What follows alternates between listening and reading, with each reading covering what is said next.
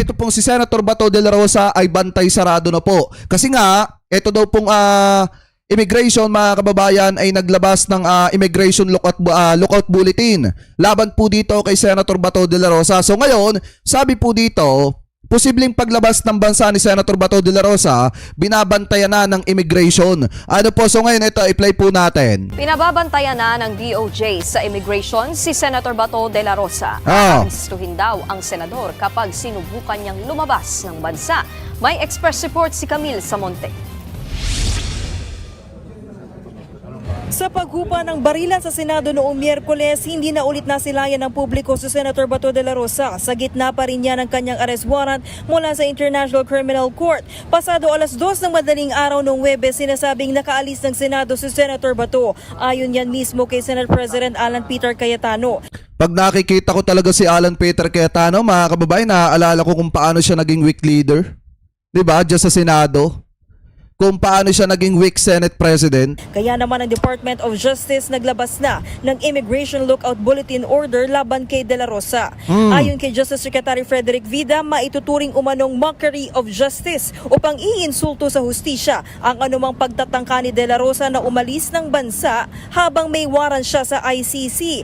Hindi, talagang pang-iinsulto yan, mga kababayan, sa ano?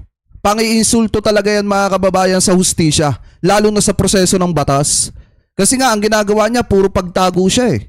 Hindi niya hinaharap, mga kababayan, yung mga pananagutan niya, bagkos nagtatago pa siya, pinagtataguan niya pa. Nagbigay na raw si Vida ng direktiba sa mga otoridad na nagbabantay sa mga border ng bansa. Ayon pa kay Vida, kinikilala ng DOJ na valid ang arrest warrant ng ICC laban kay Bato. Sa kabilang banda, kinikilala naman daw ng Justice Department ang paglalagay ng Senado kay De La Rosa sa kanilang protective custody. Kaya hanggat walang desisyon. Ito yung isang patunay, mga kababayan, ha, na wala ng questionan pagdating po sa arrest warrant ni Senator Bato. Kasi mismo ang Department of Justice na po nagsabi na kinikilala nila yung arrest warrant ni Senator Bato de la Rosa. So ibig sabihin, kung kinikilala nila yan, dumaan po yan sa tamang proseso. Ano po, ngayon ituloy pa natin. Ng Korte Suprema sa mga legal na issue sa arrest warrant ng ICC, wala munang aksyong gagawin ang DOJ. Pero ibang usapan na raw kung magtangka si Bato na lumabas ng Pilipinas. Kung nag-attempt ka sa galigtaan ng gantong sitwasyon na lilipad ka o pupunta ka, teka, ibang usapan yan. Hindi naman namin pwedeng pabayaan yung obligasyon ng ating gobyerno. Na mapanagot siya. Si Bato ay pinangalanan bilang indirect co-perpetrator sa kasong crimes against humanity ni dating Pangulong Rodrigo Duterte dahil sa war on drugs. Pending request na raw ang ICC sa Philippine Center for Transnational Crime o PCTC para ipatupad na ang arrest warrant kay De La Rosa. Panawagan naman ni Ombudsman Boying Remulla kay De La Rosa, harapin na lang ang kaso niya sa ICC. May tuturing daw kasi ang kanyang pagtakas na indikasyon na siya ay guilty. Tama. Yun na talaga yun. Talagang damor na tinatakasan niya to, damor na ipinapakita niyang guilty siya. Yung mundo managot kasi yung mga gawain, sagutin mo yung mga, sabihin mo kung wala ka talagang kasalanan, harapin mo. Tama. Anong klaseng tao yan? Sa ngayon, may mga impormasyon na raw ang DOJ na makatutulong para matukoy kung nasaan si De La Rosa. Babalita mula sa Frontline, Camille Samonte, News 5. Pero sumagot naman yung kampo dyan, mga kababayan ni Senator Bato, about po dito sa paglalagay o request ng DOJ dito po sa immigration, mga kababayan, na bigyan ng lookout bulletin. Ito pong si Senator Bato. So ngayon, sinagot po yan ng kampo ni Senator Bato, mga kababayan. At sinabi nila na hindi naman daw po aalis ng Pilipinas etong si Senator Bato kahit pinaghahanap ng alagad ng batas. So ngayon, ito, pakinggan po natin. Nanindigan ng kampo ni Senator Bato de la Rosa na hindi siya aalis ng Pilipinas.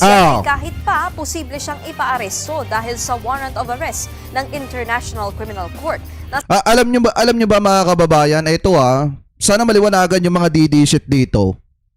Hindi niyo ba naiisip na sobra-sobra yung ibinibigay? 'Di ba? Sobra-sobra yung ibinibigay na treatment ng mga kaalyado ni Sara Duterte dito po kay Senator Bato de la Rosa na hindi na ibigay kay Digong dati. 'Di ba? Biruin niyo, nakakagawa sila ng paraan, mga kababayan, para isalba etong si Senator Bato Samantalang nung si Duterte dati mga kababayan, sinasabi ni Senator Bato na nagbigay daw sila ng TRO. Pero definitely mga kababayan, wala naman po palang request ng TRO na ibinibigay sila mga kababayan doon sa Supreme Court. Kaya nga naaresto si Digong at nadala papunta doon sa Dahig.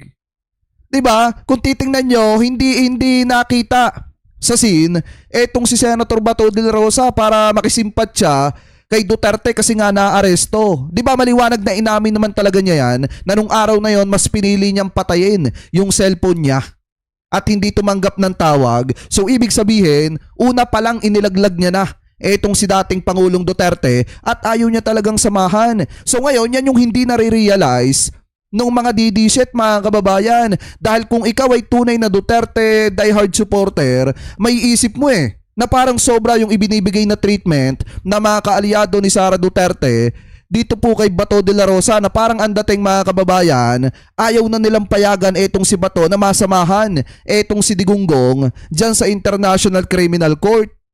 Diba? Sino ba sinusuportahan nyo? Si Bato o si Digong? Hindi ako nagtatanong lang ha. Sino ba sinusuportahan nyo? Si Bato o si Digong? Yung mga DD-shit dyan. Anyway, tuloy pa natin. Nasa frontline ng balitang yan, si Gio Robles. Tapos sumibat sa Senado kasunod ng barilan. Ang tanong ngayon, nasaan na naman si Senator Bato de la Rosa? Walang kasiguraduhan dyan. Pero ang sure ayon sa abogado ng senador na si Attorney Israelito Torion, hindi raw aalis ng Pilipinas si Bato. I don't think Senator De La Rosa is a threat to national security, much more public health or public order. He's just one person. But I'm not saying that he has plans of going abroad. Mahal na mahal ni Senator Bato ang Pilipinas, hindi aalis ng Pilipinas yun. May mga impormasyon na Paano mo nasabi?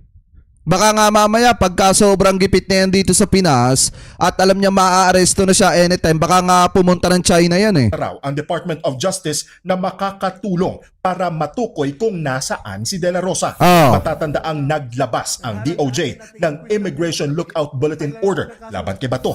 Sa kabila niyan, kinikilala raw ng ahensya ang paglalagay ng Senado kay Bato sa kanilang protective custody.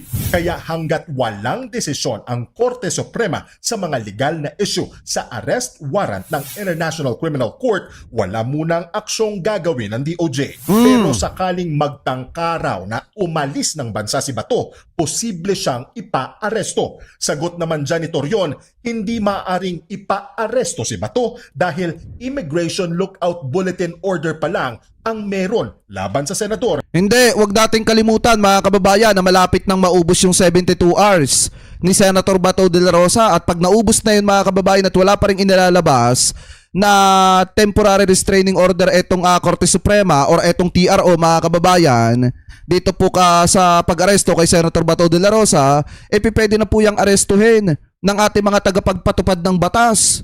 Di po ba? Kaya lang naman hindi maaresto ng mga nakaraan mga kababayan kasi naglabas nga ng resolusyon ng Korte Suprema na pinagpapaliwanag ang gobyerno at etong kampo ni Senator Bato kung bakit hindi dapat pwedeng arestuhin etong si Senator Bato de la Rosa. So ngayon, ang point natin dito mga kababayan, kung lalabas siya ng bansa, talagang aarestuhin yan.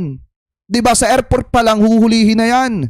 At hindi hold departure order. Local court lang daw ang maaring pumigil kay Bato. It's just a, what you call this, it's just basically a lookout. Be more vigilant. If that party, if that person comes to the airport, then report it to the DOJ right away. Alalahanin nyo mga kababayan, hindi swerteng kuhaning abogado si Torion. Bakit? Yung huling naging kliyente niya, nakulong. Yung huling naging kliyente niyan, di ba nakakulong? Yon talaga, untouchable yon. Pero kita nyo naman, nakulong yon.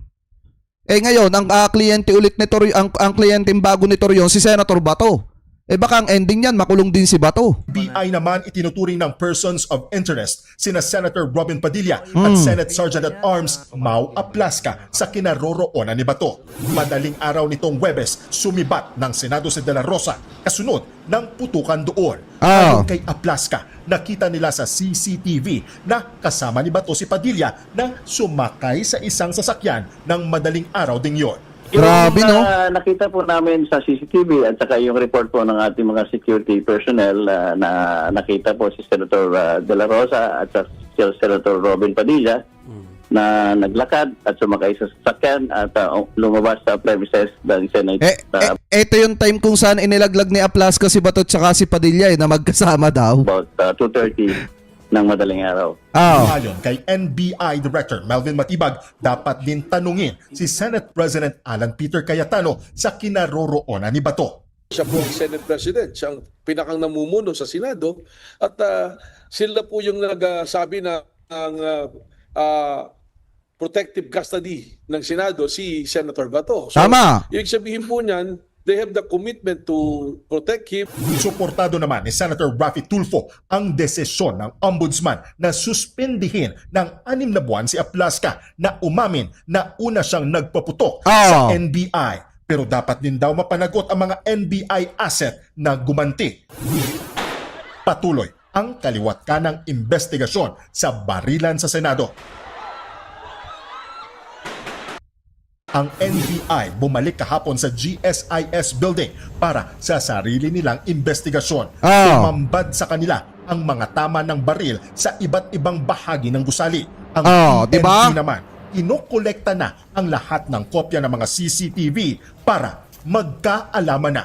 Pati footage ng media, hinihingi na rin nila. Nagbabalita mula sa frontline, Gio Robles. Tatamaan talaga dito mga kababayan si Aplasca. Tatamaan siya na matindi dito. 'Di ba? Kasi mga kababayan, siya po talaga kasi nag-umpisa niyan. Kung hindi naman niya ipinagtanggol si Bato mga kababayan at siyang una nagpaputok, hindi magkakagulo yan. 'Di ba? Kasi nagpaliwanag na nga sa kanya yung mga taga-NBI na inamin at sinabing taga-NBI sila.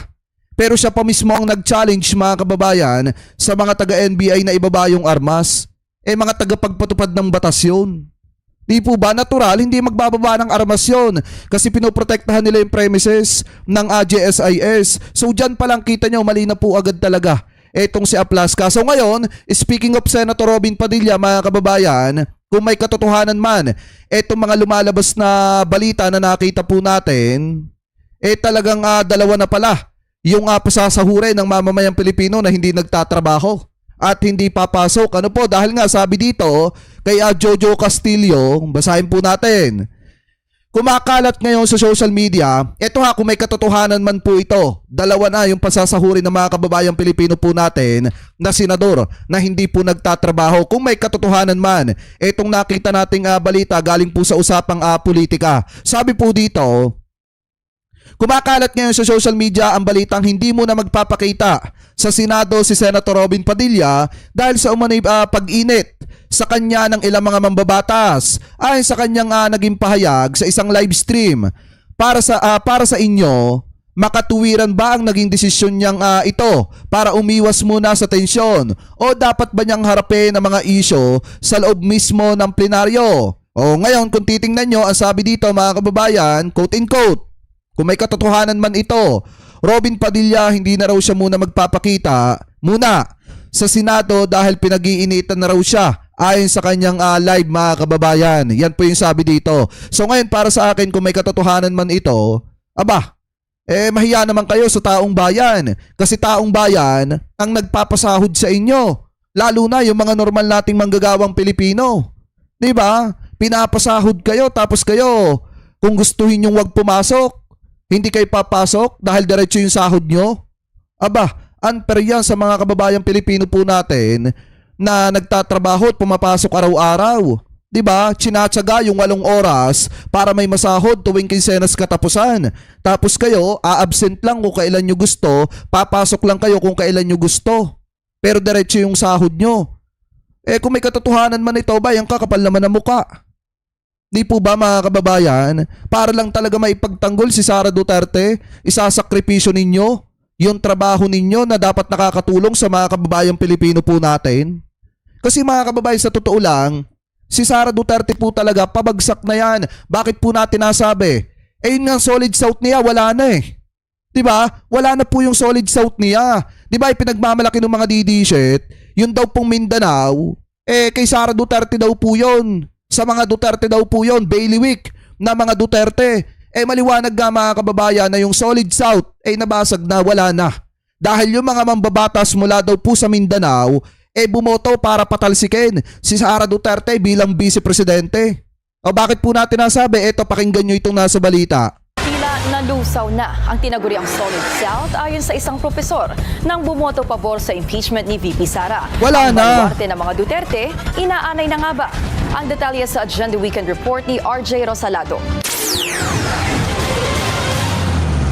Sa 61 district representative sa buong Mindanao, 41 dito ang bumoto ng yes sa impeachment case laban kay Vice President Sara Duterte. Kita nyo sa 61 mga kababayan na tawag dito, sa 61 na mga kongresista dyan po sa Mindanao, 41 ang bumoto para po ma-impeach etong si Sara Duterte. Sa Mindanao po yan at 8 lamang yung nag-no at 4 yung nag-abstain. Diba? Ayan napakaliwanag. Ibig sabihin, talagang hindi na solido ang Mindanao sa mga Duterte. Kasi yung mga kongresista, 41 na mga kongresista, mga kababayan yung bumoto para mapatalsik siya sa pwesto. Lang ang kumontra, 4 ang nag-abstain at 8 naman ang hindi bumoto. Grabe, no? Ang pinakamaraming kongresista na pumabor sa impeachment case ay sa Region 9, kung saan 10 sa 11 kongresista ang bumoto ng yes. Kasunod nito ang Region 10, kung saan 10 sa 14 na mga district representatives ang pumabor sa impeachment. Sa Region 11 o Davao Region naman, nakakuha ng pinakakonting suporta ang impeachment case laban sa bise, kung saan 5 lang sa 11 kongresista ang bumoto ng yes. Yung pinaka na boto, out of 300 plus bota ng mga congressman, 250 plus yan vote yes. In which, malid din yung decision. Actually, malid naman dahil lost the decision dahil... Sabi dito, Tagalogin natin kung titingnan mo ang botohan, out of 300 plus na bumoto ng mga congressman, 250 plus, dito ang nag-vote ng yes. Kung mali ang naging desisyon ko, ibig sabihin, mali din ang naging desisyon ng majority, di ba? O sabi ni Representative Adem Zar Sali ng Tawi-Tawi, mga kababayan. Ayan di ba? Majority, di ba? Matagal nang kilala ang Mindanao bilang Duterte Country dahil sa nakalipas na 2 national elections, mataas ang nakuha nilang boto dito. Kaya ayon sa isang political science professor, ang resulta ng botohan sa Kamara ay nagpapakita lang na hindi talaga solido ang tinatawag na Solid South. Nako! Ang nakaraang botohan sa Kongreso, makikita natin na ang konsepto ng Solid South ay may hangganan. So, meaning to say, the impeachment case vote against the Vice President Sara Duterte exposed the limits of these narratives. Ayon pa kay Marshall, karamihan sa mga kongresista sa Mindanao ay sumusunod sa tinatawag na political patronage. Ibig sabihin, inuuna nila ang kanilang political interest at nakatuko sa kung sino may hawak ng political power at position. Sa Pilipinas naman, katangian na sa politika ang patron-client relationship na naging mas mahalaga kaysa sa party political ideology. Ibig sabihin nito, mas maraming mababatas o lawmakers ang hindi permanente ang katapatan o loyalty sa isang pamilya o partido sa politika. Mas nakatuon sila doon sa one is access to state resources. Pangalawa is re-election, support. Pangatlo is alyansa sa nakaupong administrasyon. At ang panghuli ay ang political survival. Sa darating na 2028 elections, magkakaalaman kung ang Mindanao votes nasa kamay pa rin nga ba ng mga Duterte. Para sa Agenda Week. Ayan mga kababayan yung pinagmamalaki nilang Solid South, wala na. Diba, biruin nyo, 61 na kongresista sa buong Mindanao, 41 ang bumoto at 8 lang yung nag-no. Ganon po katindi mga kababayan. Parang ang dating dito, iniwan na ng mga taga Mindanao, eto pong si Sara Duterte. Diba? Kasi nga hindi na natutuwa sa nangyayari mga kababayan at pinaggagawa nito po mga kaalyado ni Sara Duterte. At dun sa nangyayari mga kababayan na hindi pagtatrabaho ng ating Vice Presidente dahil nga puro travel lang ang ginagawa ni Sara. Kita nyo hanggang ngayon, wala pa sa Pilipinas mga kababayan, etong si Sara Duterte at hindi nga natin alam kung nasa saang lupalop na. Kaya nga isang patunay lamang po talaga ito na yung kampo ng mga Duterte kahit anong panggawin nila na pagprotekta kay Sara, pag ang taong bayan ang umayaw, wala po sila magagawa dyan. Kaya nga kita nyo, saglit na mapapaganda ang lagay ni na Alan Peter Cayetano, ni na Loren Legarda, ano nangyari? 'Di ba? Saglit na may mapapala. Etong si Loren Legarda dahil sa pagsama kay Cayetano, ano napala niya? 'Di ba saglit na maganda, napasama pa siya. Dahil nga taong bayan na yung bumabati ko sa kanya, mga kababayan. Taong bayan na yung gumagawa ng paraan para bumaba sa pwesto etong si Alan Peter Cayetano. Kaya nga kung titingnan talaga natin, mga kababayan, di na rin nakakapagtaka kung bakit yung iba mga kaalyado ni Sara Duterte talagang bumibitaw na ng pagsuporta sa mga Duterte. At yung iba mga sinasabi nilang solid sa kanila, unti-unti nang kumakalas kasi nga hindi na natutuwa. Ano po? So kayo, mga kababayan, kung kayo po ang tatanungin, ano po ang masasabi nyo hingil po sa usapin na ito? Ano po ang komento po ninyo, mga kababayan, hingil po dito sa paglalagay kay Senator Bato de la Rosa sa lookout bulletin, mga kababayan? So comment below na lamang po kung ano rin po masasabi nyo hingil po dito sa solid southdown ni Sara Duterte na wala na. Kasi nga, basag na, mga kababayan. Ano po, comment below na lamang po ako ano po masasabi nyo hingil po dyan.